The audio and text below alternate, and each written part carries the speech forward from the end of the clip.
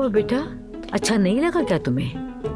नहीं, पसंद आया और बहुत।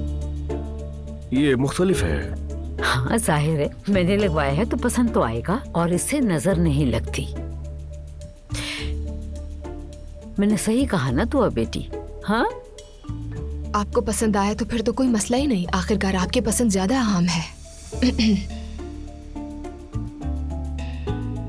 एक मैं हूँ जो 2 दिनों से इस कमरे की सजावटों में मसरूफ हूँ, और तुम दोनों के मुंह से एक दफा नहीं निकला कि अम्मी कितना खूबसूरत सजाया है। ये सब मैंने अपने बच्चों के लिए किया है। आपकी मेहनत साफ नजर आ रही है। ऐसा ही है। आपकी इस मेहनत के लिए शुक्रिया अम्मी, बहुत मेहनत की। खुश रहिए। कोई बात नहीं, मगर इस घर में किसी को भी खुश करना बहुत मुश्किल है। हटो जरा।